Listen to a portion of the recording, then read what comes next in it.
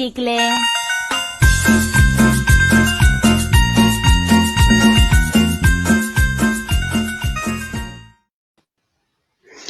Bueno, aquí estamos, Hans. Tú eres el anfitrión. Yo estoy aquí moviendo los teclitas, pero bienvenido a este primer programa Kawin 5.0 y veo que tienes un invitado de lujo. Kawin 5.0 que se emite en paralelo desde Rancagua y desde Bilbao.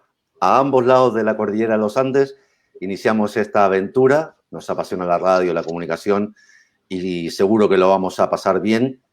Buenas tardes, Chile. Buenas noches aquí en España, cuando son las 10 en punto.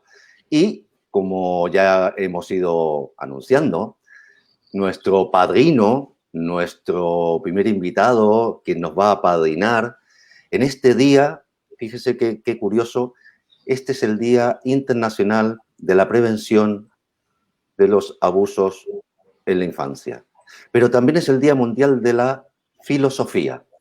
Así que vamos a empezar a hablar con nuestro invitado, que es doctor en filosofía, José Andrés Murillo Urrutia, el cual es director ejecutivo de la Fundación para la Confianza. Olivia.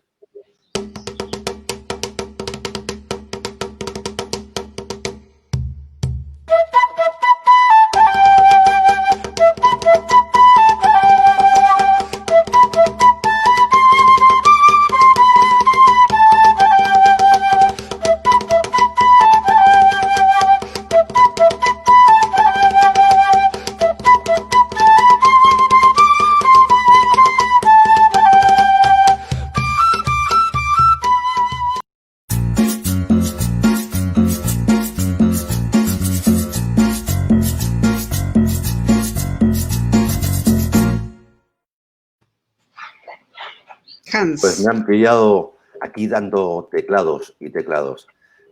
Nada, pues voy a hacer una pequeña reseña. Ya tenemos a nuestro invitado en pantalla. ¿Qué tal, José Andrés? ¿Cómo estás, Hans? Muy bien, la verdad, francamente bien. Y te agradezco profundamente que tú, precisamente tú, puedas ser nuestro padrino y además en este día tan especial por una doble vertiente. Es el Día Mundial de la Filosofía, tú eres doctor en filosofía, y es el Día Internacional contra los abusos, o el Día Internacional a favor de la prevención de los abusos a menores. Si me permites, voy a hacer una pequeña reseña tuya. José Andrés Murillo Urrutia nace en 1975,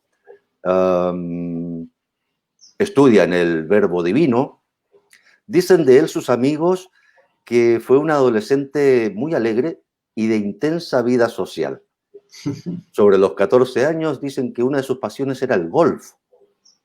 Y con 16 años sorprendió a todo el mundo diciendo que quería estudiar filosofía y además quería ingresar en el seminario. Tenía vocación o creía haber sentido la llamada para iniciar el camino del sacerdocio. Este es un poco el perfil. ¿Estamos acertados, José Andrés? Sí, me da mucha risa porque son cosas que no había pensado hacía mucho tiempo. Bueno, oye, doctor en filosofía por la Pontificia Universidad Católica de Chile y doctor en ciencias políticas por la Universidad de París, Denis Diderot. Oye, de esa experiencia en Francia y de las experiencias que habrás tenido viajando por el mundo, ¿qué cosas has visto fuera con los ojos de chileno, viviendo en Europa o allí donde fuese, que a ti te hubiese gustado o te gustaría que pudiéramos implementar en Chile como sociedad, como república? ¿Y qué cosas crees que se deberían hacer, pero a lo mejor va a costar un poco más? Preguntas nada fáciles, ¿no? Porque, claro, uno podría quedarse con respuestas inmediatas, ¿no? Acerca de lo que uno se encuentra en Europa, sabiendo que estamos en un contexto muy diferente. Pero también Europa es un lugar de mucho sufrimiento también, ¿no?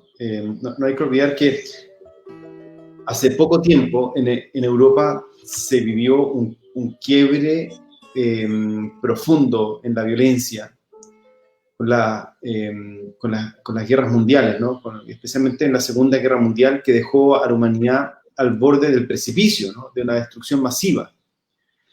Y eso es algo que se ve, o sea, en muchos países que uno ve un compromiso social, una voluntad de apoyarse mutuamente, es muy probable que también surja desde un sufrimiento muy grande, ¿no?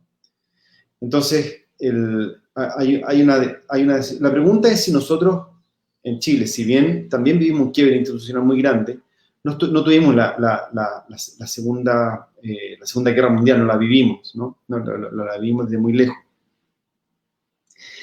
con todo su trauma, ¿no? Y eso hace que haya como un piso diferente, un piso probablemente de solidaridad también muy distinta. Especialmente en la Primera Guerra Mundial, ¿no? La guerra de las trincheras. Uno de los filósofos predilectos para mí, que se llama Jan Patočka, que es un checo, escribe sobre las trincheras, ¿no? Y la trinchera es un lugar en el que la vida, en cuanto bien en sí mismo, pierde su valor, porque todo se ve estremecido, ¿no? Entonces hay un estremecimiento del valor de la vida y se genera una especie de solidaridad de los estremecidos, ¿no? La solidaridad de los quebrados, ¿no? Y es una experiencia desde el sufrimiento y una experiencia ética, ¿no? Quizás nosotros en nuestro país, Chile, hemos vivido años de egoísmo, ¿no? Años de competitividad, de un proyecto educativo que se basa en solo el lograr una nota que te llevará a un supuesto puesto de trabajo o puesto en la universidad para algunos, o, como dirían los prisioneros, al lugar de los que sobran, ¿no? No tenemos una base común de solidaridad real, ¿no? La solidaridad que nace de la pasión por el otro, ¿no? De saber que somos todos frágiles, somos todos vulnerables. En nuestro país pareciera que el elitismo en el que hemos vivido y que hemos construido nos hace pensar que somos distintos, que hay castas diferentes, ¿no? Chile es un país de castas y eso es muy triste verificarlo, ¿no? Y verificarlo especialmente desde países en los que las castas se han problematizado más, no se han vivido solo desde un punto de vista como no solo marxista, ¿no? De una especie de lucha de clases, sino que se ha visto desde un estremecimiento, una solidaridad desde las distintas experiencias. Y esa es la experiencia que a mí más me ha llamado la atención, más me llamó la atención en Europa. Quizás especialmente porque me moví muchos años en ambientes más intelectuales también y más sociales, ¿no? Grandes amigos franceses cuya pasión era lo que yo llamo hoy día, ¿no? Mundo común, y lo llamo así porque mi tutor de tesis doctoral, que fue Etienne Tassin, que fue un gran amigo mío además, que murió a comienzos del 2018, ¿no? en un accidente. Etienne Tassin, su libro más importante se llama justamente Un mundo común, y él encarnaba filosófica y éticamente y humanamente el mundo común, y del cual me hizo parte, ¿no? Mi experiencia en Europa fue sentir que el mundo era un lugar común, pero que había que construirlo, había que defenderlo, había que fortalecerlo, más allá de las visiones particulares, ¿no? Eso es lo que me llamó la atención. Podría seguir mucho rato, Hans, ¿no? Sí, lo entiendo. Tú me alcanzas a escuchar bien, sí, ¿verdad? Me escuchas perfecto. Sí, perfecto. Oye, sí, muchas personas, muchos concordamos en ese punto elitista, egoísta, individualista, que tiene un origen, básicamente, según mi humilde opinión, que es el modelo neoliberal. Pasamos de una sociedad de los 60, 70, que era muy cooperativista, muy de comunidad, independientemente de los colores políticos de cada uno, pero había comunidad, había el mirarse, el trabajar juntos. Y pasamos de repente a no tener ya una seguridad social comunitaria y empezamos a tener el sistema, que no es un sistema de pensiones, realmente es un sistema de capitalización individual, y eso yo creo que marcó el alma de los chilenos. Y fíjate que quiero unir esto y esto que estás comentando, porque hay algo que la sociedad chilena yo creo que no ha visualizado en su justa medida.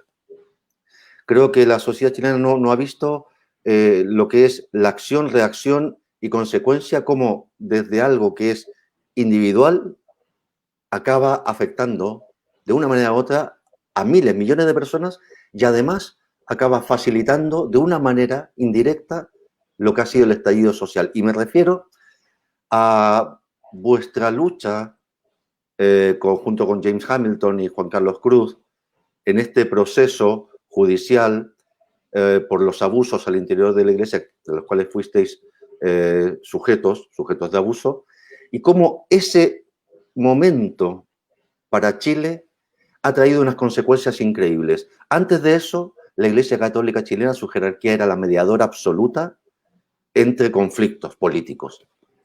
En el momento que la propia jerarquía de la Iglesia se desacredita, se autodesacredita, porque vosotros desveláis todo este entramado de poder y de abuso, la Iglesia Católica chilena deja de ser un actor relevante. Y fíjate qué importante eso, porque cuando ya llega 8, 9 años después el estallido social, no hay un mediador. Entonces yo quería preguntarte cómo sientes esto que te estoy comentando, cómo lo vives, cómo ves esta perspectiva que te acabo de comentar. Mira, y eso lo puedo también comparar con la vida personal, ¿no? En el momento en el que dejé de sentir una pertenencia a la Iglesia Católica, una pertenencia no tanto en lo espiritual, sino en lo, no sé cómo llamarlo, pero administrativo, sino como dejé de depender de los sacramentos y qué sé yo, pasó una cosa muy importante, que es que tu espíritu depende de ti mismo, que tú eres responsable, tú eres responsable de tus acciones, eres responsable de tu realización y eres responsable junto a otros del futuro de la comunidad en la cual estás inserto, ¿no? El catolicismo, en algún grado, porque hay algunas corrientes en el catolicismo que son mucho más responsables, pero el catolicismo que yo conocí al comienzo era un catolicismo muy intimista y que utilizaba a las demás personas como un medio para salvarse, ¿no? Por lo tanto, era la caridad, el amor, la solidaridad, no eran bienes en sí mismos, eran unas maneras para llegar al cielo. Por lo tanto, el otro era una manipulación y no un compromiso real. Cuando tú dejas de pensar en eso y se te vacía el cielo, ¿no? Se te vacía un poco este tribunal celestial y te das cuenta que el tribunal celestial es tu conciencia, es el mundo, es tu horizonte, son tus hijos y son los niños. Cambian las prioridades, cambia el valor de las otras personas. Aquí, las otras personas ya no son un medio para salvarte, sino son tu salvación también, son tu salvación del sinsentido, son tu salvación de tu angustia, son tu salvación de tu estar encerrado en ti mismo, y son el color de la vida. Y cuando tú piensas que las otras personas son tu salvación en el sentido más existencial de la palabra, el hecho de que sufran es una violencia muy grande, ¿no? El sufrimiento del otro, al igual, yo diría, al igual que el coronavirus. Cuando hay una persona que está infectada o que está como digamos, enferma, estamos todos en riesgo, ¿no? Y no es solamente, ya no es solamente uno por sí mismo, sino que somos todos, somos una comunidad. Entonces, creo yo que volver a esa vulnerabilidad fundamental hoy día es la manera de romper las estructuras elitistas, las estructuras egoístas, las estructuras de capitalización individualista más que individual. Y todo esto, me parece, todas estas estructuras que nos han ido generando un horizonte ficticio de vivir en comunidad humana.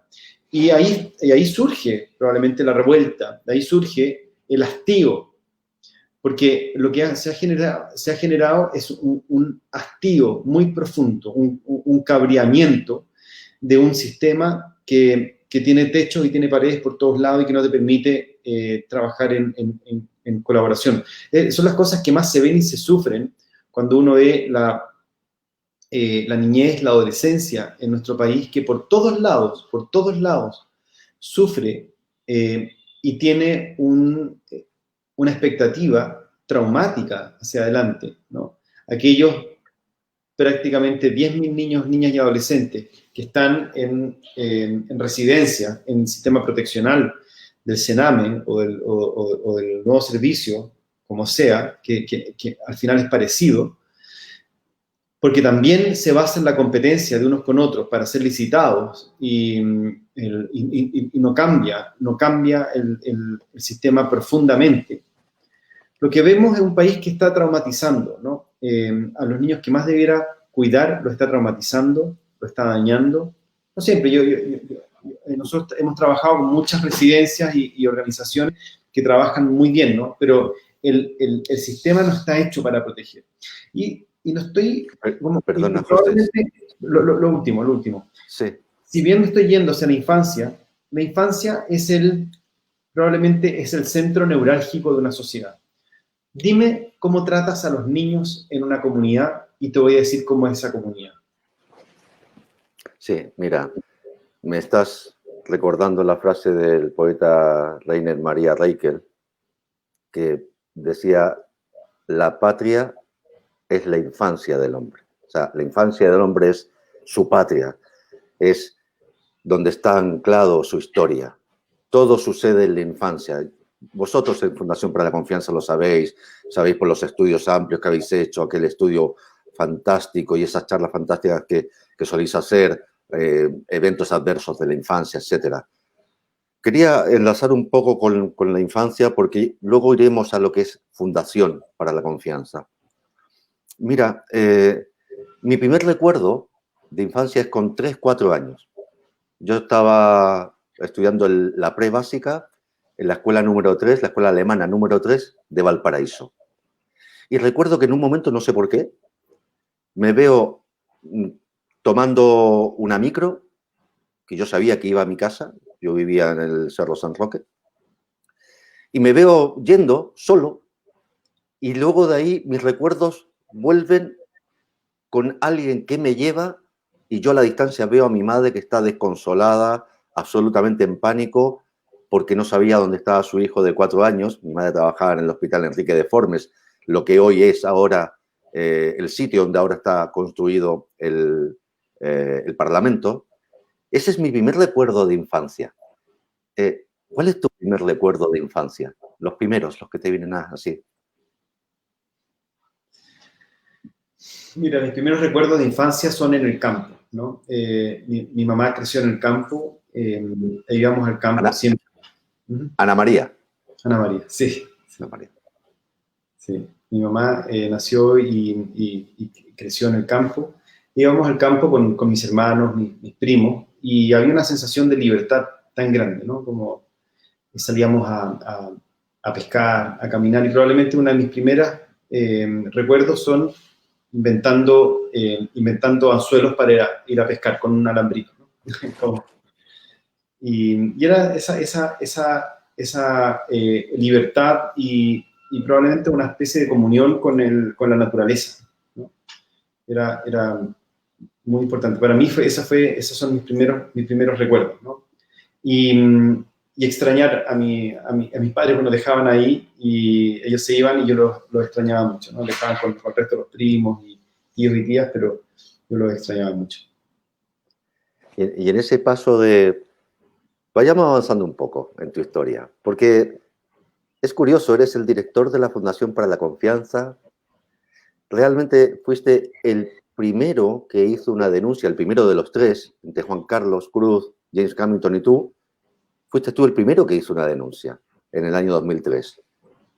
Pero a pesar de ser el primero en denunciar, director ejecutivo de Fundación para la Confianza, siempre has mantenido un perfil más bajo, como más alejado de la exposición mediática, ¿no? Recuerdo, por cómo seguí el caso, que James Hamilton hizo una especie como de portavoz, muy a su pesar seguramente, portavoz de vosotros tres. Fue el que más se expuso mediáticamente, ¿no? Juan Carlos, fue tanta la presión que Juan Carlos tuvo que irse a Estados Unidos a trabajar, Juan Carlos Cruz. Y además, James tuvo problemas laborales, fue acosado también laboralmente, de hecho tuvo problemas, le crearon problemas, toda esa presión mediática y el poder que había detrás de la jerarquía de la Iglesia. En tu caso, tú mantuviste otro perfil y da la sensación que has seguido manteniéndolo a lo largo de los años, porque poco se sabe de ti. Se sabe que eres doctor en filosofía y lo que hemos hablado, pero ¿qué pasa con José Andrés Murillo entre esa niñez de estar inventando anzuelos para pescar y ese 14añero José Andrés Murillo que jugaba golf, cuando todos los críos, los niños, todos los cabritos andamos jugando a la pelota, y luego de los 14 a los 16, ¡pum!, un cambio, y sientes o crees sentir una llamada. ¿Qué pasa en ese momento, previo a los 14 y justo previo a los 16? Yo creo que la adolescencia la viví de manera muy intensa, ¿no? Y para mí la adolescencia es la crisis de sentido, ¿no? Yo viví una crisis de sentido muy profunda en mi adolescencia. Una crisis de sentido respecto a la justicia, respecto al mundo político, respecto al mundo religioso y respecto al sentido de la vida, ¿no? Yo sentí que de pronto el sentido que había heredado de alguna manera era insolvente, ¿no? Era totalmente insolvente. Y no sabía cuál era la manera, ¿no? Me dolía, sentí que el mundo me dolía en esa época, me dolía el mundo, me dolía la pobreza, me dolía la infancia, me dolía la falta de sentido, me dolía existencialmente. Y como no tenía yo una experiencia política ni nada parecido, ¿no? Y sigo siendo bastante ingenuo en eso. El único lugar que me pareció que en esa época era el lugar evidente, si tú quieres hacer cosas por los demás, era la iglesia, ¿no? Y era el sacerdocio. Me acuerdo que en algún momento conocí la historia de un misionero que había partido a África a trabajar por los niños y niñas de ese lugar. Y me pareció que yo quería hacer lo mismo, ¿no? Que yo quería trabajar por los demás. Y no sabía dónde, ¿no? Porque no había una experiencia social en mi familia, ¿no? Y entonces comencé a buscar y llegué a una parroquia y a un lugar donde había un cura y caí en esta sin quererlo, ¿no? Sin buscarlo, yo no caí en esta especie de secta caradimesca, ¿no? Hay que hablar de que estamos hablando de aproximadamente el año 1994-93. Un poco antes, sí. Un poco antes, ¿no? Ya. 90, por ahí 91. Sí, vamos, que estábamos como país, república, estábamos saliendo de una dictadura con todo lo que ello suponía de abrirse al mundo, que la vida era otra cosa, ¿no? Tal cual, tal cual. Sí, sí, y me acuerdo haber ido a los conciertos de Amnesty y haber escuchado, no sé, a Peter Gabriel, como, no, era una cosa maravillosa Una explosión. Era una explosión enorme. De sentimientos, diría yo. De sueños también. Sí. Sueños, sí, esperanzas. Sí, pero yo lo vivía en ese momento, yo estaba muy desconectado, siempre he sido muy desconectado, ¿no?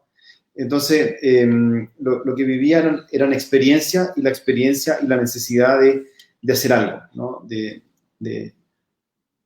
jugarme como la vida que tenía, que sentía, de la cual era responsable por otras personas, ¿no? Y así fue que comencé a buscar, ¿no? Y lamentablemente llegué a ese lugar del bosque y todo su mundo, y donde me robaron varios años de mi vida, ¿no? Varios años de mi vida. Sí. Aparte de ilusiones, de confianza, que te robaron ilusiones, confianza, el respeto, incluso creo que a lo mejor cuando a alguien le pasa así, le roban una parte del alma, esa alma que buscaba una vocación social o religiosa, también te la traicionaron. Y fue una traición. Persona, claro. Fue una traición muy grande, pero conocí también en ese tiempo, en esa época, para mí yo tuve una buena experiencia con los jesuitas, ¿no? Y yo diría los jesuitas están, o sea, han mostrado en muchos aspectos que son como los demás, ¿no? Pero para mí, salir de la parroquia del Bosque y entrar a los jesuitas fue una liberación, ¿no? En mi proceso personal, yo venía muy herido, entonces entré con los jesuitas y fue una experiencia de volver a mí mismo y conectarme con esta otra experiencia, ¿no? Con lo que yo quería hacer. Ahí dejé de ser creyente en esa época y no fue un gran problema, ¿no? No fue un gran problema, y luego me retiré de los jesuitas, estuve 2 años ahí como novicio jesuita, y para mí era un ídolo el padre Hurtado, ¿no? Pero porque era un hombre espiritual y sobre todo social. Un luchador social. Era un luchador social, era un tipo que su tesis de licenciatura, cuando estudiaba Derecho, fue sobre la injusticia de los contratos a las empleadas ¿Cómo explicas? ¿Cómo? Sí, la tesis fue sobre las injusticias del trabajo doméstico de las empleadas del hogar. Y para su bachillerato tuvo la tesis del trabajo en los niños. Fíjate ya de dónde le venía esa visión social de un Chile que no tiene nada que ver con lo de ahora. Y que sigue siendo lo mismo, sigue siendo exactamente lo mismo en muchos casos. Acuérdate que no hace mucho se cambió en Chile la ley del trabajo de empleadas domésticas, que no tenían días libres, ¿no? Pero hace muy poco, ¿no? Hace muy poco. Esclavitud pura y dura. Pura y dura. Y curiosamente fue un gobierno de derecha que lo hizo. Porque ya era tan evidente que hasta la derecha decía esto es inaceptable, ¿no? Y ahí se cambió. Bueno, pero para mí él era un referente existencial, ¿no? Luego me salí de ahí y volví, quería volver al sentido de la vida, ¿no? Y por eso seguí estudiando filosofía.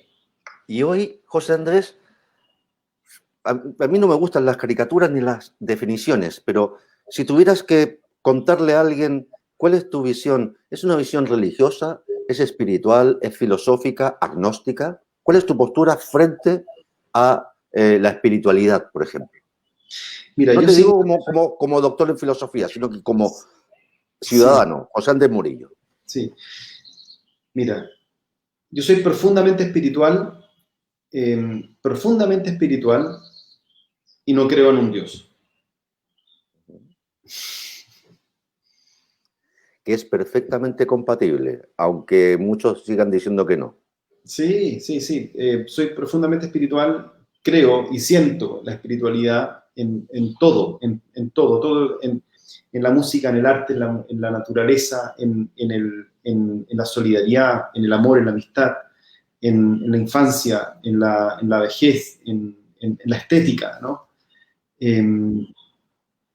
Y gracias a que creo en eso, me parece que es imposible que exista un Dios único, ¿no? Y que tenga que ser hombre, además. ¿Dónde está escrito? No. Entonces, creo que es muy difícil creer, para mí, esto estoy hablando de mi propia experiencia, creer en un Dios Padre todopoderoso y no volverte totalitario. Es muy difícil. Porque ahí creo que está la base del totalitarismo, ¿no? Ahí me estoy poniendo como más filosófico, ¿no? Como Karl Popper, ¿no? Cuando pierdes la posibilidad de la autocrítica, de mirarte en perspectiva desde fuera o aceptar la crítica, si es que no eres capaz de hacer un análisis constante, cuando en el fondo uno se envilece cuando se pone en un sitial por encima de algo o representando algo omnipresente, omnipotente. Creo que es uno de los grandes fallos que ha tenido la doctrina de muchas iglesias en el mundo.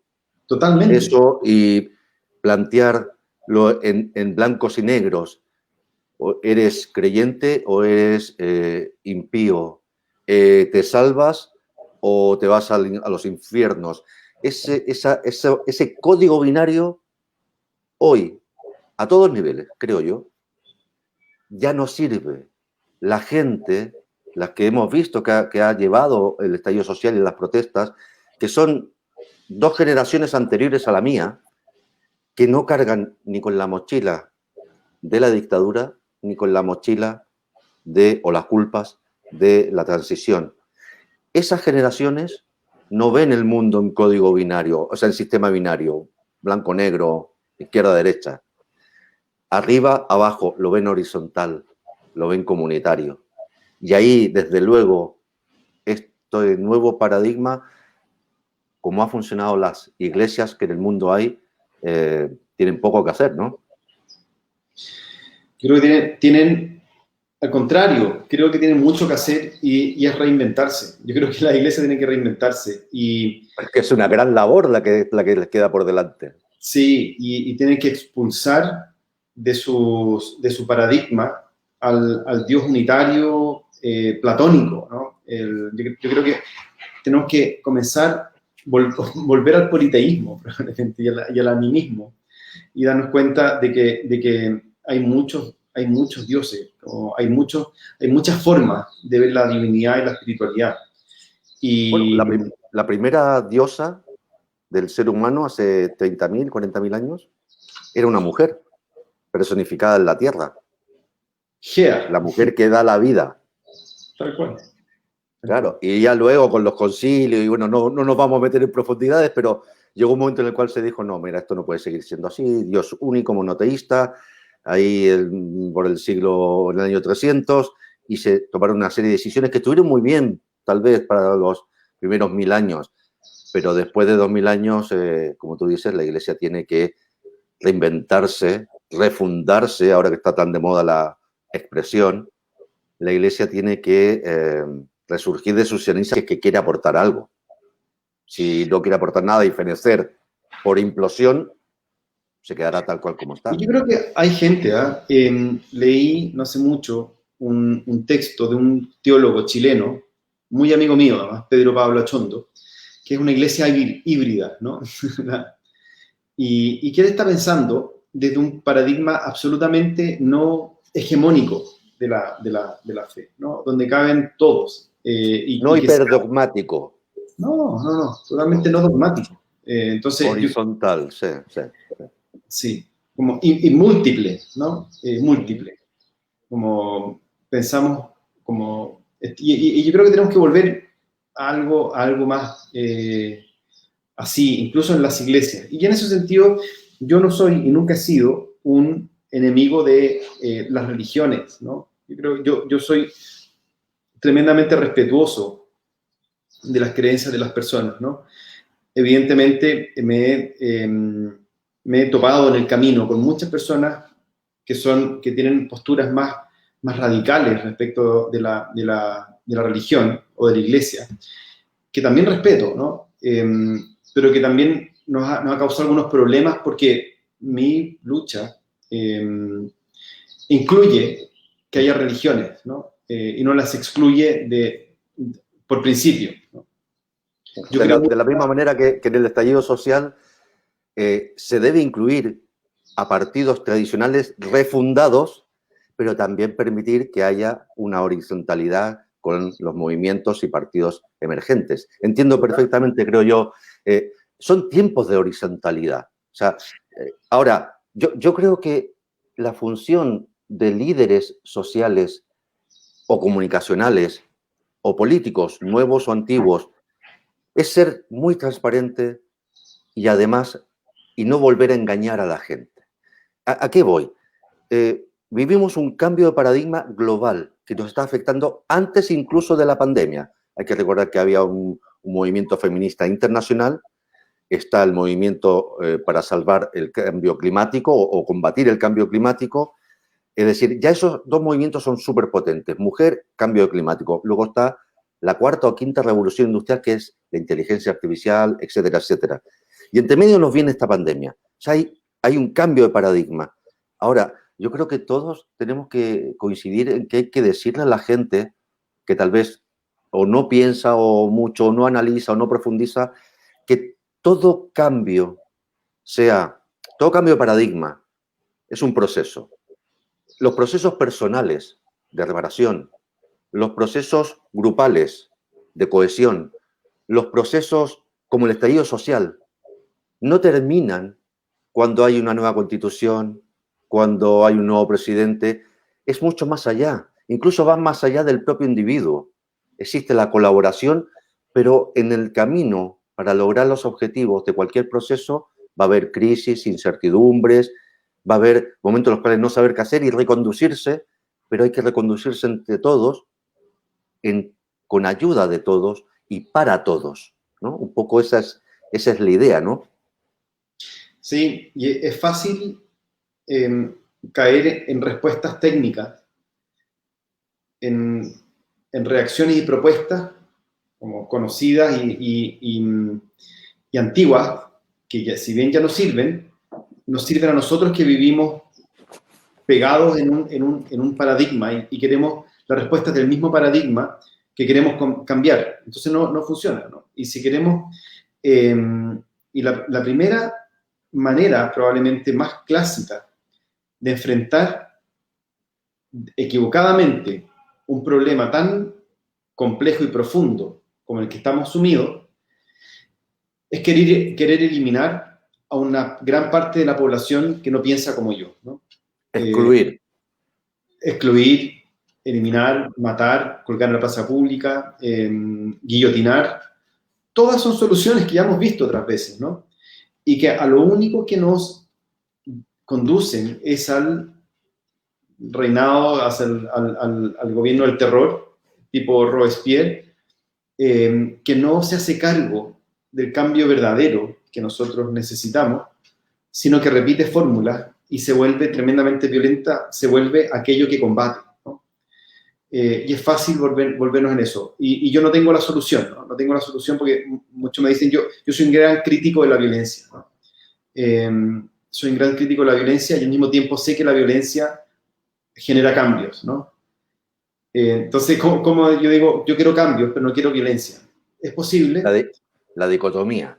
La dicotomía. Pero bueno, son los procesos en los cuales se embarca una sociedad o un individuo y que tiene que ir asumiendo con crítica hacia afuera, pero también autocrítica, con resiliencia, con acción de acción, con empoderamiento, con aprender de los errores, con aceptar los errores propios.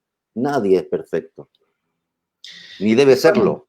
Y estamos en un momento de un purismo que es insoportable, ¿no? Hay líderes sociales puristas tipo trampianos, ¿no? Trampianos que no existe en su universo lógico la posibilidad de la autocrítica, porque siente que la autocrítica es debilidad y la debilidad es un fracaso, ¿no? Sin embargo, si uno lo ve de una manera distinta, la debilidad o la fragilidad es la única posibilidad en la cual yo puedo tener a alguien que me quiera, alguien que me cuide, alguien a quien yo necesito, porque si yo soy omnipotente no necesito de nadie. Si soy frágil, necesito de otros. Y si necesito de otros, me abre la posibilidad de que me quieran y de yo querer. Y es la única manera de salir probablemente del estado más angustioso de soledad del ser humano, ¿no? La omnipotencia finalmente es el estado de soledad absoluto, ¿no? Incluso el mismo Hegel fue mostrando ahí en su dialéctica del amo y el esclavo la soledad del que quiere estar por sobre los demás, ¿no? Y cómo necesita entrar en esta relación de reconocimiento mutuo. Y el reconocimiento mutuo es entrar en un nivel también de fragilidad, porque la fragilidad es la que te permite entrar unos con otros. Y hoy día es muy difícil, porque ningún líder social, al parecer, ni los que pretenden tener la razón, puede o se permite mostrar algo de fragilidad, de autocrítica, de vulnerabilidad, de duda, ¿no? Nadie puede dudar hoy día, ¿no? Entonces yo creo que... Porque viven, yo creo que es, perdona que te interrumpa, creo que es porque viven en el siglo XX o anteriores, viven en el patriarcado.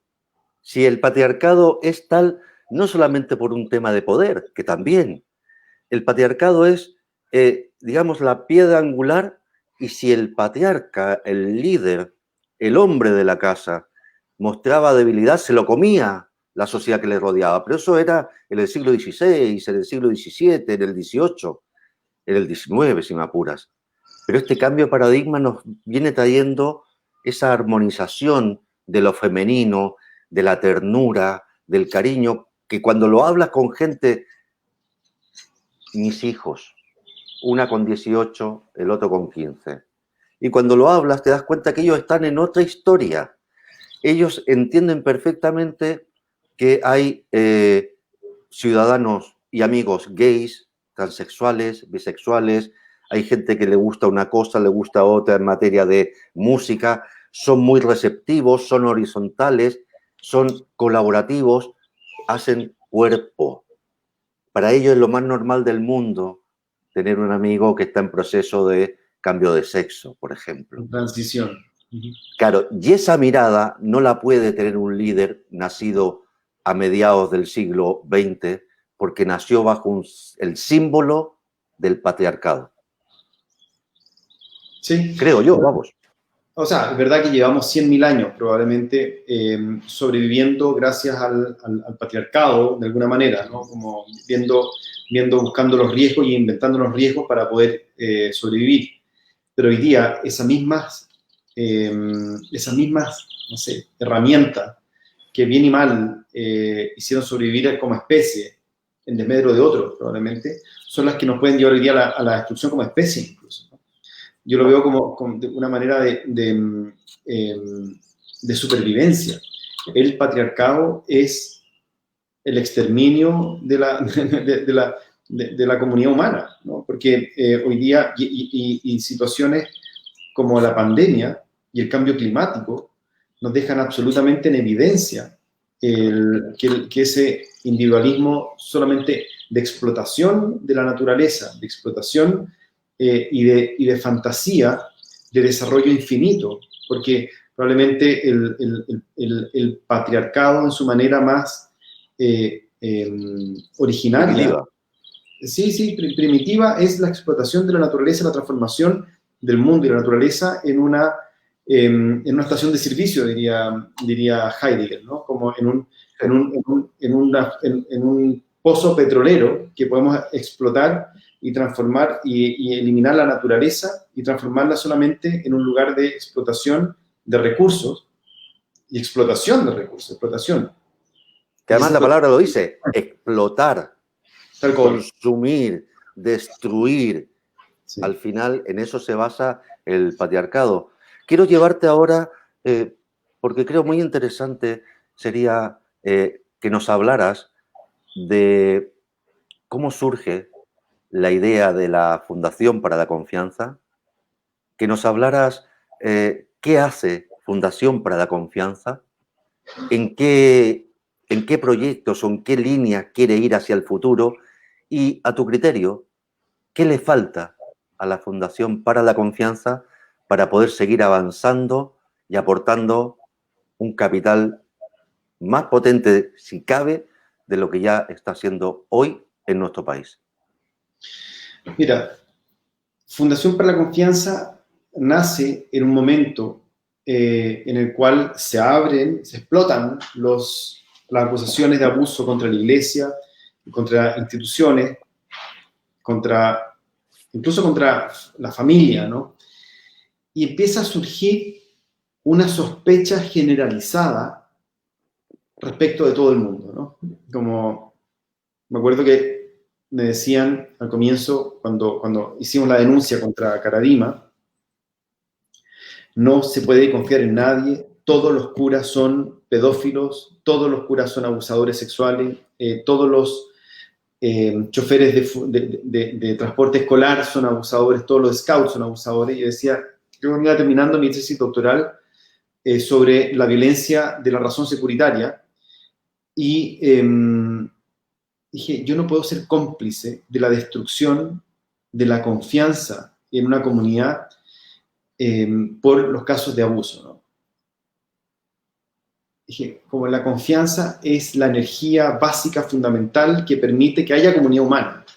Y si se destruye, nos destruimos todo, ¿no? Y al mismo tiempo quería seguir denunciando y apoyando a las víctimas que ven la confianza destruida por el abuso mismo.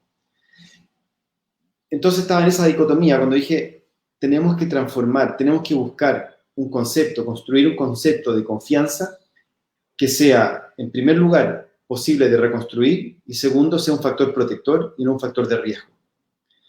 Y ese ha sido el desafío conceptual y político también, y filosófico de Fundación para la Confianza. Porque muchas dicen, debería llamarse Fundación para la Desconfianza si queremos luchar contra el abuso sexual infantil. Sin embargo, y contra la vulneración en general.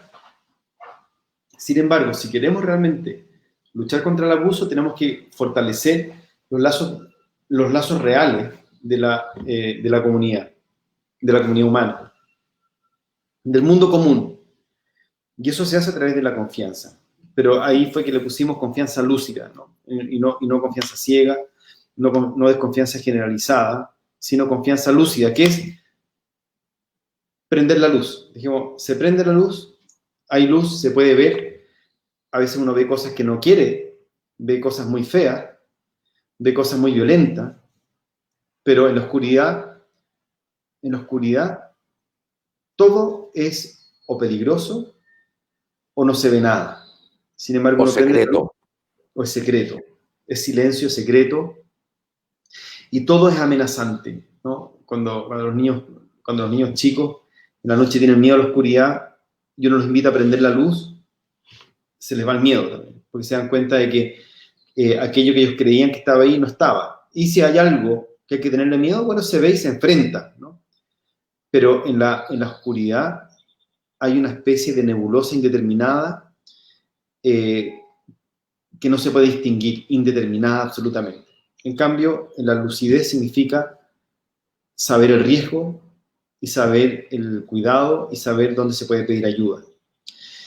Y eso es la Fundación para la Confianza.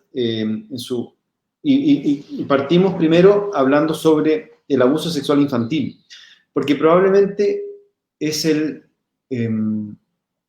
la base estructural, es el centro del abuso, el centro del trauma, porque hay manipulación, hay engaño, hay confusión, hay violencia, y una violencia simbólica muy profunda. Y además que viene de la figura de poder. Siempre. Un profesor, un director, un supervisor, un papá, un sacerdote, un padre, incluso alguna madre. Sí. Entonces, la profunda experiencia simétrica de la vulnerabilidad humana que hace posible el cuidado, que hace posible el reconocimiento, que hace posible el cariño, que hace posible la integridad, la integración del yo, era lugar también de abuso, de vulneración. Y eso me parecía y me sigue pareciendo como, como la madre de todos los abusos, ¿no? La madre de todos los abusos. Y ahora, Fundación para la Confianza, sé, y muchos saben, que tiene una línea especial de atención, que es súper importante, pero además de la línea, que tal vez es lo más visible, ¿qué otras cosas desarrolla Fundación para la Confianza? Mira, hoy día seguimos trabajando con víctimas directamente.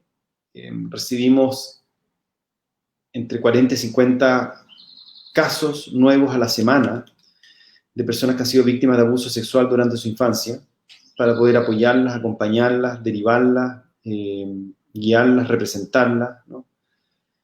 Y ese para mí es el corazón de la fundación, ¿no? O uno de los corazones. Hoy día tenemos muchos corazones. Segundo, nos hemos dado cuenta de la necesidad de formar y acompañar la formación de profesionales y personas que quieran trabajar en el abuso. Entonces creamos experiencias de formación y capacitación en temáticas de infancia, de abuso, en psicología, en derecho, incluso en experiencia social, ¿no? Educación. El otro corazón importante... Súper transversal, como debe ser, por otra parte. Sí, sí. El otro corazón importante es en línea libre, ¿no? El número 1515, donde atendemos de manera gratuita, inmediata, sin intermediarios y de manera especializada a niños, niñas y adolescentes de todo el país a través del número 1515, ¿no? Bueno, aquí, déjame que me detenga un momento, porque te quería hacer una pregunta más bien técnica. Porque en España, en muchos países del mundo, se usa así. Aquellas líneas que son de apoyo a la mujer maltratada, sobre todo mujer maltratada, ya en muchos países es un número que no queda reflejado en la cuenta, en la factura del teléfono, cosa que el marido no vea que ha llamado a la línea de atención.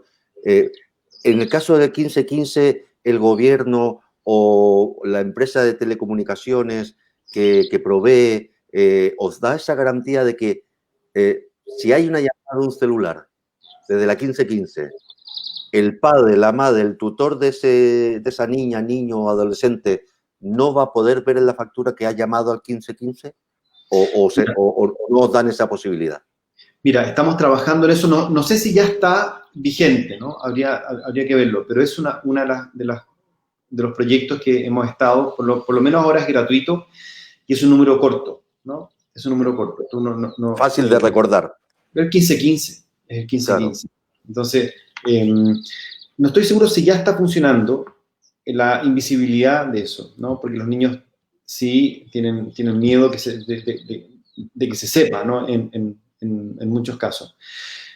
Sin embargo, existe la posibilidad incluso de bajarlo, porque también es una aplicación en el teléfono y pueden chatear de manera inmediata también con un psicólogo o una psicóloga especializada en temáticas infanto-juveniles. Y también si es que ellos quieren, se puede borrar inmediatamente, se les puede hacer un seguimiento y derivación especializados, que nos ha pasado mucho, ¿no? Y también gracias a eso, también nos dimos cuenta de que el problema de salud mental en nuestro país es mucho más grande y es realmente gigantesco, ¿no? Entonces, creamos también una línea que se llama SOL, ¿no? En Servicio de Orientación en Línea en Salud Mental, ¿no? Y una vez queríamos que fuera como un sol que esté siempre ahí y que la gente pueda llamar, ¿no? Iluminándote. Iluminando, sí, como la confianza lúcida, para poder apoyar, ¿no? Y yo creo que una de las cosas más lindas también que hoy día estamos haciendo es el trabajo con los colegios, ¿no? A los colegios los acompañamos en un proceso de prevención, de generación, no solo de protocolos, ¿no? Sino de una cultura de prevención, de vulneración a los derechos de los niños, niñas y adolescentes en ese lugar, ¿no? Y porque no solamente escribir un protocolo, es transformar la cultura, y transformar la cultura se hace a través de actividades, de formación, de conversación, crisis, ¿no? De asumir las crisis. Y eso es un proceso. Nosotros nos demoramos como un año con cada colegio. Hoy día estamos trabajando como con 15 colegios para poder acompañarlos en este proceso, ¿no? Entonces, hagamos un breve paréntesis, José. Cualquier niña, niño, adolescente, pueden llamar al 1515 si es que vuestro caso estáis sufriendo un abuso sobre vuestra integridad física, psíquica o sexual, ¿no? Ese es el mensaje. Y por otra parte, a los colegios que quieran tener esta asesoría, este convenio, este trabajo mancomunado, se tienen que dirigir a Fundación para la Confianza. Para poder ir programando diferentes, porque claro, esto es un proyecto por cada colegio y habrá que hacer una programación, pero es bueno remarcar que hay estas dos instancias que son muy potentes, a mi gusto. Por favor, continúa, que justo te he cortado. Sí, o sea, es así, y nosotros hoy día el gran desafío que tenemos, uno es fortalecer y hacer, ojalá, un proyecto constante, la atención remota a niños, niñas y adolescentes de manera especializada, para que no exista en nuestro país un niño, una niña o un adolescente que no sepa que tiene un psicólogo o una psicóloga sentada en la puerta de su casa por si necesita algo, inmediatamente. Porque no puede ser que la salud mental en nuestro país sea elitista, que sea solo para algunos que pueden pagar, para algunos que pueden pedir hora, para algunos que pueden dirigirse a un psicólogo o una psicóloga. El hecho de tener salud mental es incluso un problema de supervivencia nacional. Un país con problemas de salud mental es un país violento, es un país suicida, es un país agresivo, hostil, ¿no? Que es lo que nosotros estamos viendo en Chile hace mucho tiempo, ¿no? Un país que corta alas, que impide la superación, que condena a la pobreza, ¿no? La salud mental, al contrario, hacerse cargo de la salud mental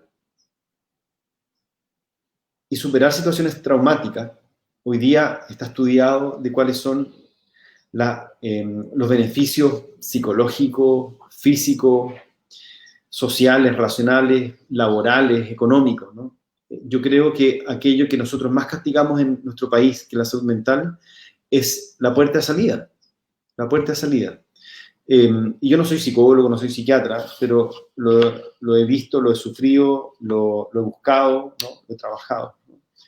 Y yo creo que es fundamental que nosotros trabajemos en eso. Y mi sueño en la fundación, que podemos llevar a cabo pronto nuestro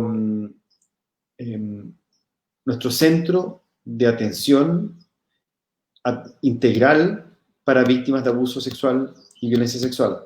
Nosotros solamente hoy día estamos en condiciones de dar una atención primera, orientar y derivar, pero no llevar a cabo una terapia de largo aliento, que es lo que necesitan las personas. Y hoy día las personas tienen que ir de un psicólogo a una psicóloga o a otro. Muchas veces no son psicólogos especializados. En nuestro país, si pudiéramos ponerlo en términos médicos, si te duele, no sé, una rodilla o tienes problemas neurológicos o tienes, no sé, problemas a la piel, va siempre un oculista, ¿no? Como no hay especialización en salud mental, hay muy poca, ¿no? Muchos psicólogos y psicólogas piensan que pueden ver cualquier tipo de problema, ¿no?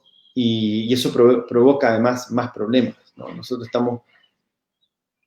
estamos generando, necesitamos mayor especialización en temáticas infanto-juveniles, especialmente en abuso sexual y otras áreas, ¿no? Fíjate que es mundial. Cuesta a veces hacerle entender a profesionales de diferentes sectores que se requiere para ciertos temas se requiere una hiperespecialización. No cualquier médico te sirve dependiendo qué dolencia tienes. No cualquier neurólogo puede atender el caso de Alzheimer justo de tu padre. ¿Por qué? Porque hay que hacer no solamente neurología, gerontología. A veces, claro, el propio, digamos, ese patriarcado profesional que le pasa a hombres y mujeres, profesionales médicos de la salud, la cual, oiga, el hecho que tenga su cartón en medicina o cirujano, está bien, sabemos, usted sabe de lo que estamos hablando, pero hay dolencias que son tan importantes que no puede haber espacio para, ¿cómo decirlo? No debe haber espacio para probar. Exacto, para improvisación, para irresponsabilidad. Para improvisar, claro, claro. Es decir, si usted quiere que le arreglen un coche y su coche es eléctrico, usted no lo va a llevar a un taller que solamente atienden coches diésel, porque son mecánicos pero no saben de coche eléctrico, por ejemplo, ¿no? Oye, José Andrés, bueno, a mí me han enviado preguntas y he visto preguntas en otros programas, digamos la parte un poco farragosa, ¿no? Hay gente que cree o siente o se ha sentido traicionada por vosotros, por los tres, por James, por Juan Carlos, por ti, por la Fundación, por haber firmado este convenio con la Pontificia Universidad Católica. ¿Cómo se le explica a la gente los motivos? ¿Cómo se le hace entender a la gente que estamos hablando de un proceso de investigación? Explícalo tú, por favor. Sí, mira, nosotros primero, nuestra lucha siempre fue contra el abuso y así siguió siendo contra el abuso en todos los ámbitos, ¿no? Abuso sexual infantil, violencia infantil, ¿no? La Iglesia Católica ha sido durante mucho tiempo y sigue siendo en muchos aspectos cómplice del abuso, y nosotros logramos que la Universidad Católica, que es una de las mejores universidades de Latinoamérica, creara un centro de investigación cuyos lineamientos, cuya línea editorial fuera exclusivamente académica, ¿no? Nuestra condición fue, aquí la línea editorial y de investigación es exclusivamente académica, no hay ni catequesis, ni otro tipo de lineamiento. Interferencia. Sí, que no sea exclusivamente científico, que lo discutimos durante mucho tiempo, ¿no? Y la verdad es que el nivel académico de los académicos de la Universidad Católica es muy alto, ¿no? Nosotros logramos, creo que para mí es de las cosas por las que me siento más orgulloso, ¿no? Que logramos que la Universidad Católica creara un centro de investigación, ¿no? De la cual yo soy parte, y hoy día estamos generando líneas de investigación muy profundas. Vamos a realizar una investigación acerca de la violencia en Chile, que nadie más lo ha hecho, ¿no? Y que probablemente en pocos países del mundo se ha hecho con el nivel de profundidad que estamos haciendo. Yo entiendo, a ver, mira, voy a ser súper claro con esto, ¿no? Desde incluso después del Holocausto, hubo una tremenda violencia después con distintos sobrevivientes, porque había una lucha muy grande, ¿no? Una lucha por reconocimiento a veces, porque la violencia genera eso. Lamentablemente, algunos consideraban que eran más víctimas que otros. Incluso hay un libro famoso en Francia que se llama La competencia de las víctimas, ¿no? Y es muy triste de pronto ver que esas cosas pasan. Yo lo había leído y lo fui leyendo como si hubiese una necesidad de mayor reconocimiento o de competencia. Y la verdad es que para mí nunca ha estado eso, ¿no? Mi único objetivo siempre ha sido colaborar. Yo siempre y nunca he criticado ni voy a criticar alguna persona que fue víctima, porque conozco el sufrimiento, conozco el dolor, y lo único que quiero es generar un contexto en el que quepamos todos, ¿no? Y si yo sé que me han criticado, me han insultado incluso por crear una investigación, porque parece que hay algunos que tienen derecho a hacerlo y otros no, ¿no? Y la verdad es que no va por ahí el camino, creo yo. No va por ahí el camino, algunos se sintieron traicionados. Yo la verdad es que lo entiendo desde el sufrimiento, entiendo que, y hay algunos, ojo, algunos, cuando pasó esto, me llamaron por teléfono, me dijeron, quiero conversar contigo y quiero que me expliques, ¿no? Y tuvimos una larga charla acerca de por qué, y creo yo que se dio la posibilidad de conversarlo y estar muy contentos con eso, ¿no? Y gente que es muy crítica. Yo soy el primero, el más crítico. Tanto así que nosotros seguimos querellándonos contra la iglesia, querellándonos contra congregaciones, y vamos a seguir haciéndolo, porque nuestra lucha sigue siendo contra el abuso, no es contra una institución. Es verdad que las instituciones muchas veces representan algo, pero representan en la cabeza, ¿no? Porque hay personas adentro bastante comprometidas. Y en ese sentido, tanto James como Juan Carlos, Juan Pablo, yo mismo, tenemos y seguimos teniendo el mismo y exacto compromiso en contra del abuso, y entiendo que no hemos estado a la altura de algunas expectativas de otras personas, pero creo que son expectativas de otras personas, y nuestra línea ha sido la misma, ¿no? Nosotros seguimos recibiendo, yo te contaba, entre 40 y más casos a la semana de víctimas de abuso, a las cuales no le importa si nosotros tenemos un centro de investigación o tenemos un centro de reparación o somos lo que seamos, ¿no? Ellos necesitan, y los niños, niñas y adolescentes hoy día necesitan tener un contexto más sano para vivir. Y no están metidos en esto. Yo creo que es un grupo que con los cuales me encantaría, también con muchos de ellos seguimos conversando y seguimos apoyando, ojo, y vamos a seguir apoyando. Porque aquí lo que vale... Perdona que te interrumpa.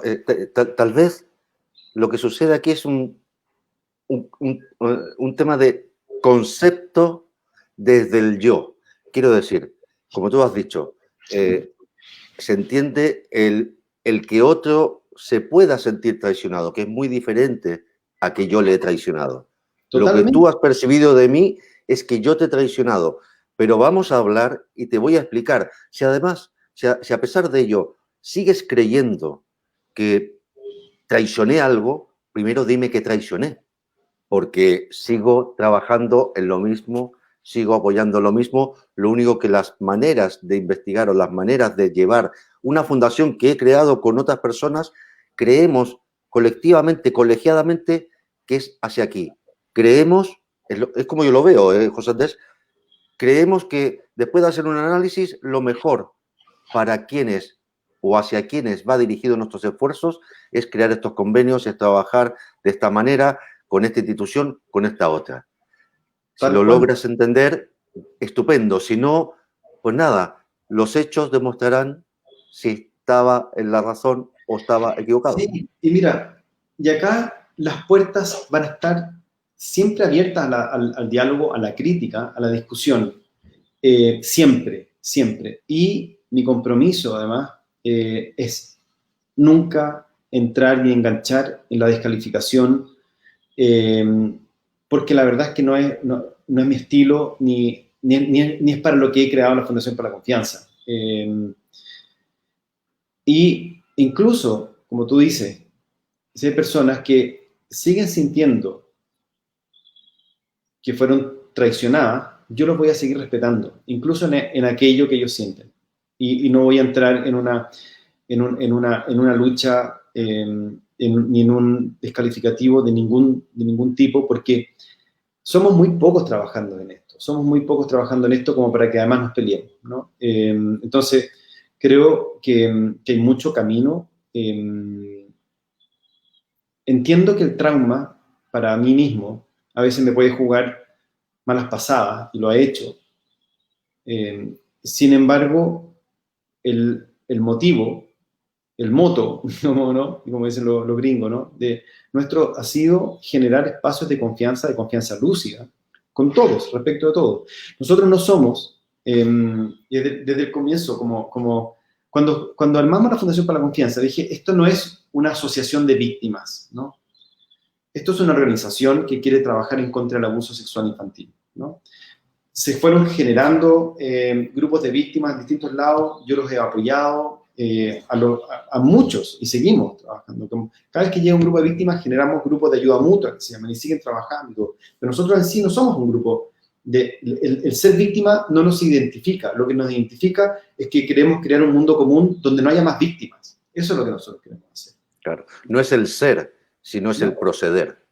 El proceder. Oye, claro, es decir, en el fondo es como aquella frase que alguna vez le oí a algún profesor mío, el entre, con y para, entre todos, con todos, para todos.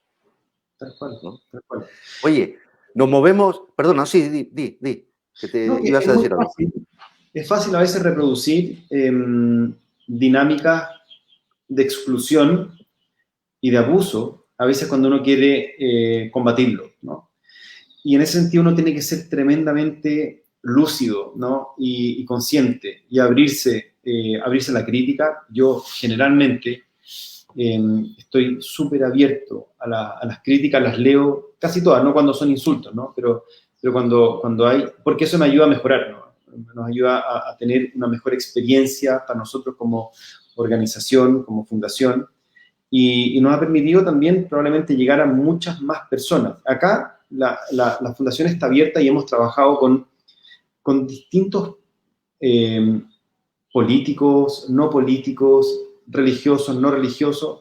Nuestro único, porque además todos ellos tienen hijos también, ¿no? Y de pronto si yo me pongo a decir las fundaciones de izquierda o las fundaciones de derecha, y yo quiero luchar para generar un mundo más sano, más confiable, más seguro para niños, niñas y adolescentes, es para niños, niñas y adolescentes de todos los colores políticos también, ¿no?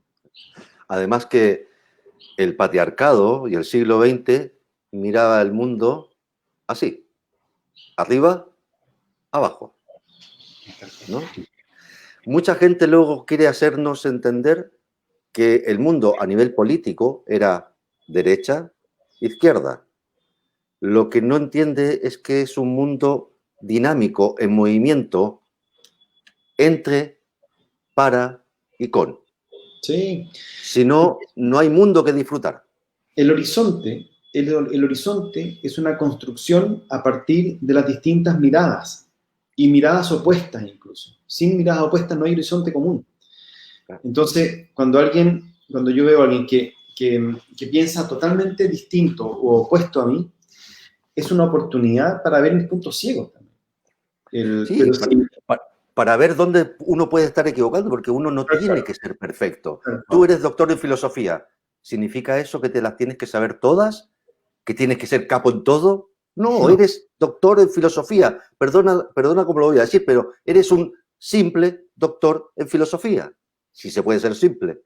Quiero decir, lo de simple no en plan peyorativo, sino que tú tienes unos estudios, pero eso no te convierte en superhombre, superdotado. Tienes malos días, como yo tengo malos días, como quienes nos están viendo tienen malos días, tiene buenos días. El tema es cómo nos vamos construyendo y reconstruyendo en comunidad, entre todos, y tú has dicho una cosa muy importante. Incluso es más valioso tener a alguien, como tenían los emperadores romanos, los generales romanos, cuando entraban en Roma, tenían a alguien que le ponía aquí la corona de laurel y decía, recuerda que eres mortal. Es decir, no te lo creas todo. Sí, claro, correcto. Oye, José, voy a chutear la pelota al córner, ¿te parece? Claro. ¿A ti te gusta el fútbol? No. Nada. Nada, o sea, no tienes un... no tienes un equipo regalón, un equipo así que tú dices, tengo simpatía porque hoy son humildes o porque son no sé qué o porque yo qué sé. No, soy Nada. un desastre en eso, soy un desastre en el fútbol. Me encantaría que me gustara, pero no me gusta, no. Veo los mundiales y lo paso bien, ¿no? Pero ¿Haces deporte? ¿Tienes tiempo para hacer algo de deporte y actividad física? sí, mira, en tiempos normales me encanta entrenar un poco, a veces un poco de boxeo, me gusta eso.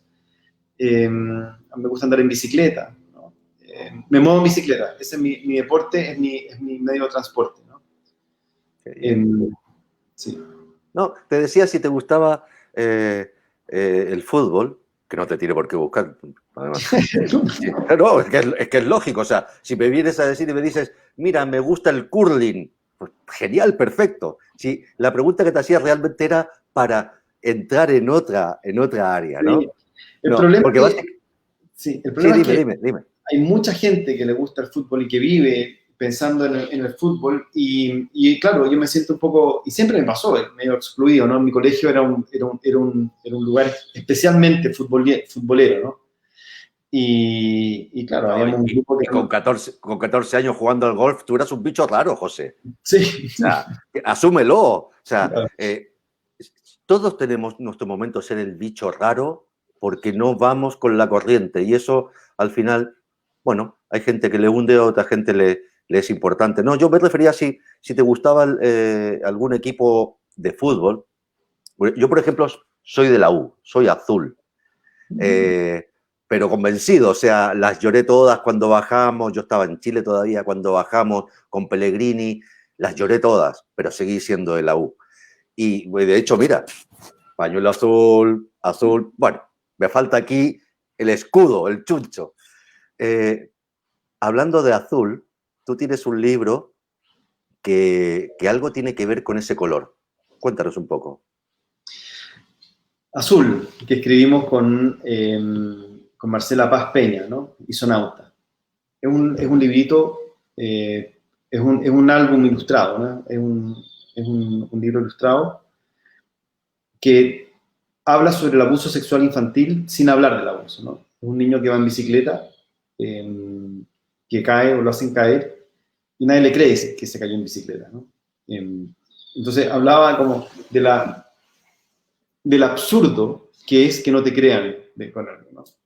Yo creo que siempre ponía el ejemplo de esto, que es mucho más dañino que no te crean que te caíste en bicicleta. Porque si tú te caes en bicicleta, te quiebras un brazo, bueno, tu mamá te ayuda, te lleva al médico, te ponen una cosa y se pasó. Pero si tú llegas y te dicen, me caí en bicicleta, mira mi brazo, no, si no pasa nada. No hay brazo, no hay bicicleta, no hay nada. Nunca pasó.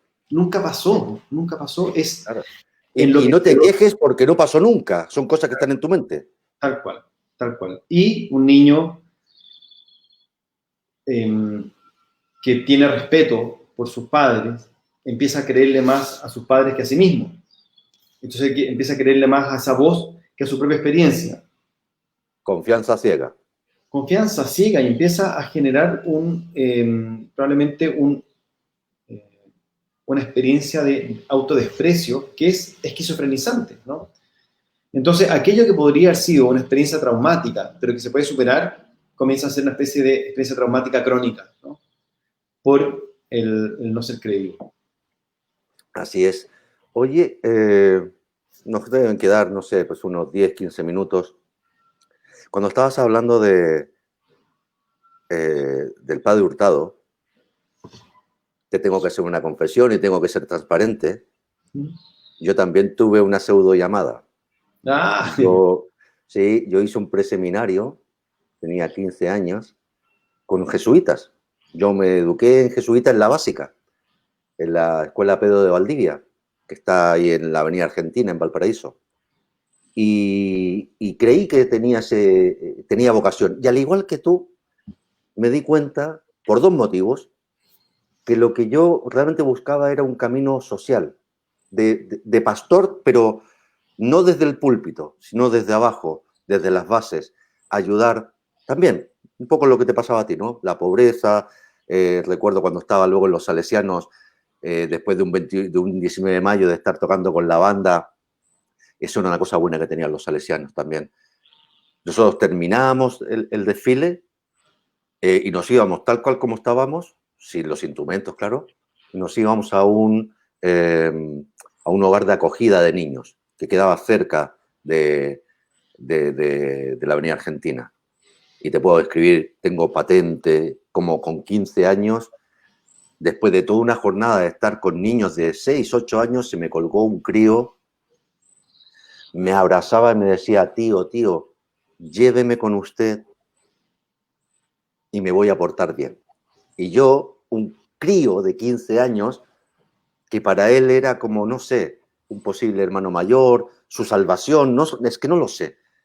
Lo único que sentía era cómo me apretaba, y yo ahí descubrí que había un trabajo grande que hacer a nivel social, y a lo mejor en los cerros y en las zonas más desfavorecidas. Yo soy de clase media trabajadora, mi madre era se jubiló de auxiliar de enfermería. O sea, yo no soy hijo de una familia potente, no, para nada. Pero sentí esa llamada, ¿no? Y reflexionando con estos casos, y gracias a mi tutor, Jesús, pude descubrir de que mi llamada y vocación no era tal, que iba para otro lado, y lo que ya dejó clarísimo era que yo veía una falda y me daba cuenta que, iba a sucumbir sí o sí. Entonces, pero bueno, me recordaste eso, ¿no? Y me lo recordaste porque dentro de la gente con la cual nos rodeábamos en la escuela estaba el hermano del padre Hurtado. Y fue una época muy bonita para mí, por lo menos. Y yo, por lo menos, sí que también he podido desarrollar esa labor social en otros ámbitos y en otros momentos, y en Chile y fuera de Chile. Yo quería, hablando de vocaciones, del ejemplo del padre Hurtado, del ejemplo social, tú lo decías muy bien, ¿no? Ese ejemplo, preocuparse desde tan temprana edad en un Chile pobrísimo por el trabajo en la niñez y por las condiciones dignas de una trabajadora del hogar. Ese hombre algo tenía. Ojalá yo elevo mis plegarias al infinitum de que nunca nada pase que nos haga ver que aquel era un hombre de carne y hueso, y que ojalá que nunca, como nos pasó con el padre Poblete. No sé si me explico, ¿no? Sí. Pero bueno, no quiero andar ahí porque son temas que para muchas personas son dolorosos, y este no es el objetivo del programa. Oye, tengo una duda, hablando de divinidades en la tierra, de gente especial.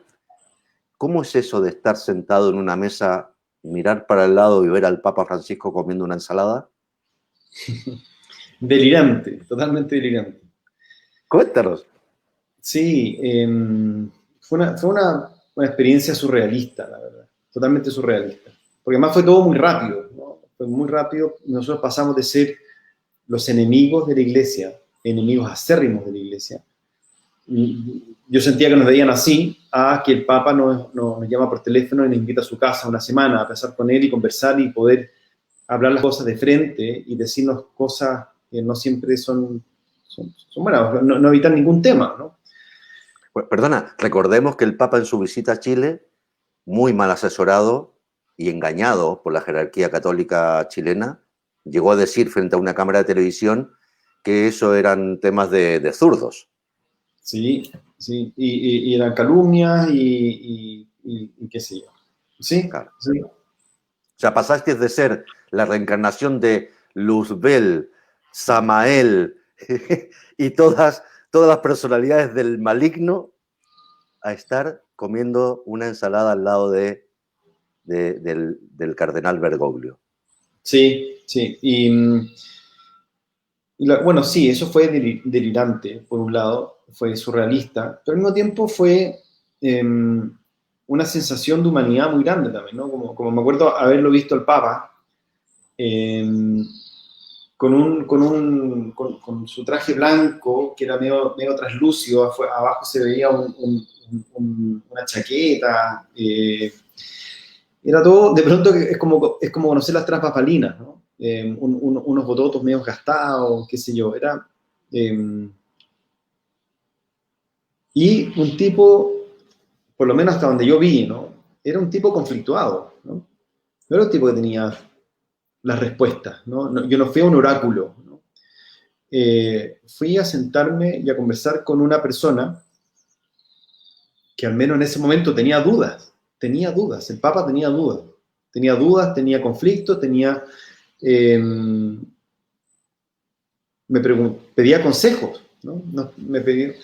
Yo fui porque sentí que el Papa pedía consejos, ¿no? ¿Y quién soy yo para decir, no, yo no te voy a dar consejo a ti porque eres el Papa? Y nos sentamos y hablamos el abuso en Latinoamérica, en África, en la iglesia, en la sociedad, del problema del poder, del poder de los obispos, del poder, no sé, como a veces paradójico. El entramado de poder que se ha ido generando a lo largo de los siglos y ¿Sí? que les ha metido en una telaraña de la cual no pueden salir. Tal cual, tal cual. Yo dije, ojo que acá el problema del abuso, el problema del poder, y el poder en la iglesia lo veo en los obispos que son obispos, las personas que llegan a ser obispos porque querían ser obispos, hicieron todo y manipularon la realidad para poder ser obispos, y finalmente pareciera que pierden todas sus habilidades relacionales y de reconocimiento y de empatía cuando llegan a ser obispos y se transforman en una especie de entidades, como reyesuelos en su diócesis, porque siguen estando bajo un régimen feudal. La iglesia acaban creyéndose aquello de que son príncipes de la iglesia. Tal cual. Son reyes, los obispos son señores feudales en una diócesis y siguen teniendo el mismo poder, pero hasta el día de hoy. Claro, poder económico, por ejemplo. Pueden celebrar contratos, llevan el dinero de la diócesis, un príncipe de la iglesia está ahí hasta que se muere o abdica, por decirlo así. Sí, es tremendamente complicado. Para ir terminando, José, estaría hablando contigo horas. Oye, hablábamos de hombres de lucha social. Hablábamos del padre Hurtado, hablamos del cardenal Bergoglio, Papa Francisco I, y que han seguido todo un camino, como hablábamos tú y yo, que tú habías seguido un camino vocacional y luego habías cambiado, yo también, y lo social y demás. Sin ánimo de hacerte campaña, porque esta no es la idea, aquí la idea era conocer a la persona más que al personaje, la idea es dar tips, sueños de lo que uno espera para Chile. Esta nueva etapa tuya en Independientes No Neutrales, ¿cómo la ves? ¿Cómo te ves? Primero, ¿por qué Independientes No Neutrales? Lo más breve que puedas. Y segundo, para ir terminando, ¿cómo te ves? ¿Qué crees tú que tú, José Andrés Murillo, puede aportar a este nuevo Chile que esperemos que lo podamos mantener 40, 50 años con una nueva constitución? Mira, yo soy una persona incómoda en sí misma, ¿no? Yo me siento incómodo en mí, ¿no? En puestos o en lugares de ese tipo, ¿no? Especialmente políticos. Yo no... a mí no me gusta la política de partido, no porque no me guste en sí, sino que yo no me siento cómodo, ¿no? Me gustaría hacer un aporte de la manera que sea, ¿no? En Independientes No Neutrales, porque creo que hay un discurso común desde la sociedad civil que hemos pensado que es necesario entrar en este momento político. No en el momento normal de la política, el momento normal de la política son los partidos está bien. Creo que los partidos tienen que funcionar y funcionar de manera sana. No sé si lo están haciendo en este momento, pero tienen que funcionar de manera sana para poder hacerse del poder y en este juego político, democrático, conflictual, poder ir construyendo un mundo común, ¿no? Pero la plataforma, que es constitucional, constituyente, tiene que estar ahí también involucrada la sociedad civil, ¿no? La sociedad civil en el sentido más profundo de la palabra, que yo soy de la sociedad civil, soy de la Fundación para la Confianza y voy a seguir siendo la Fundación para la Confianza. Soy un académico también, he sido académico, estudié, me formé para ser académico. Y mi visión viene desde ahí, ¿no? Mi visión viene desde ahí y mi visión es política en el sentido filosófico de la palabra, ¿no? En el sentido de buscar un horizonte común que nos permita construir un país para todos y de todos y con todos, como decía esto, ¿no? Pero eso se hace, se hace en una asamblea hoy día. Y para ser parte de la asamblea es probablemente entrar en una carrera política muy acotada, y con la cual yo he estado coqueteando, ¿no? Me digo precandidato en este partido, o sea, no partido, en este movimiento independiente, no neutral, en el cual compartimos con otras personas que la mayoría son de oposición siempre, porque son de oposición en el gobierno que esté, ¿no? Porque hay una oposición que es muy sana, ¿no? Y no ponerse por oponerse, sino que mostrar el contraste. Uh-huh. Sí. Y independiente no neutral no estamos afiliados a partidos políticos. Yo no estoy afiliado a ningún partido político, no quiero estar afiliado a un partido político. Y no neutral porque tenemos algunos lineamientos, ¿no? Y esos lineamientos, para mí, el lineamiento que yo he construido y he propuesto para independiente no neutral es el interés superior del niño, niña y adolescente como criterio fundamental y fundante y constituyente en la Constitución. El criterio para verificar que estamos en un momento político sano es cuando todas las políticas sociales, educacionales, de vivienda, de justicia, de protección, etcétera, pueden pasar por la vara del bienestar de la infancia, como todos los papás, mamás, hacemos cuando hacemos algo. Nos cambiamos de casa, tenemos un trabajo, buscamos invertir, y generalmente... todo va orientado y pensando en el futuro de los niños. José, nos tenemos que ir despidiendo. Yo, para rematar, años atrás, en Chile, el sobrino nieto de don Pedro Aguirre Cerda, Pedro Aguirre Charlín, me hizo una pregunta que me ha rondado toda mi vida. Me dice, Hans, ¿qué es para ti la política? Y yo en esa época empecé a hacer, bueno, un discurso de la política social, de las políticas instrumentales, bla, bla, bla, bla. Me dejó hablar un minuto y me dice, no, política es el arte de generar confianza. Bien.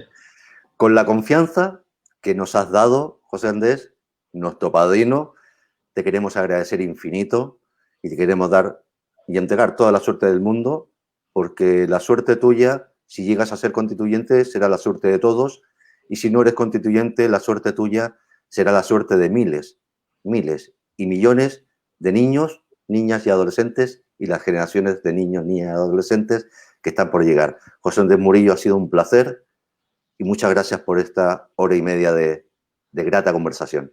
Gracias a ti, Hans, y bueno, estamos en contacto, ¿no? Un abrazo grande. Un abrazo a la distancia. Gracias, José Andrés. Chao. Pues nada, Olivia. Chao, José.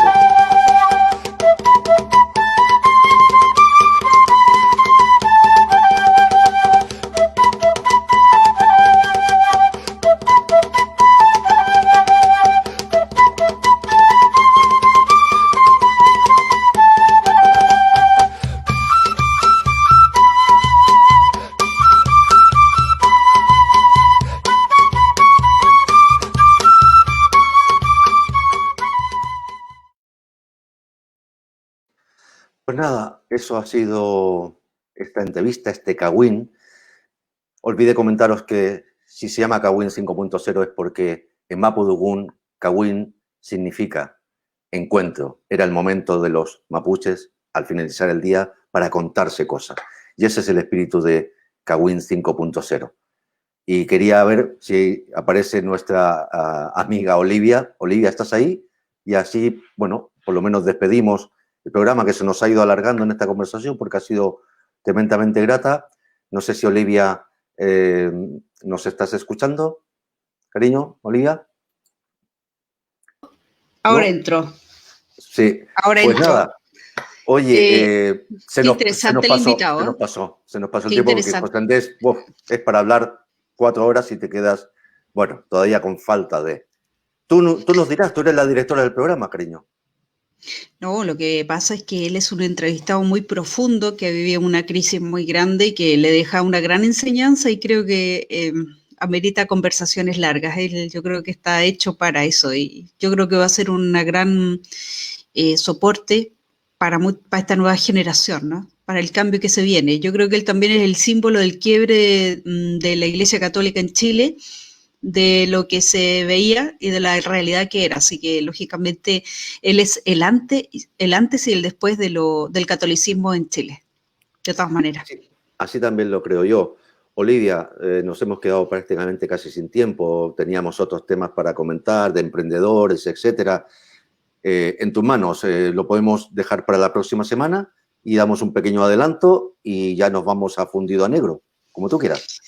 No nos vamos a ir a Fundido a Negro, todavía queda colores lila porque está el cierre del programa, así que muchas gracias y gracias desde acá de Chile porque bueno, ya con el invitado yo creo que fue el broche de oro, así que gracias Hans y nada, pues hay que seguir con mucho Kawin porque yo creo que se necesita estas reuniones kawinneras en positivo. Y si nuestro padrino es doctor en filosofía, el invitado de la siguiente semana, del jueves 26, es sociólogo, alcalde y posiblemente precandidato presidencial.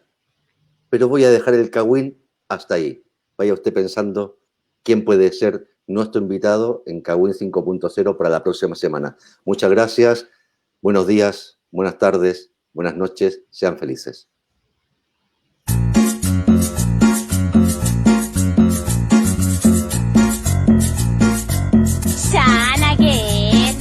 Oye, ¿quién tiene un chicle?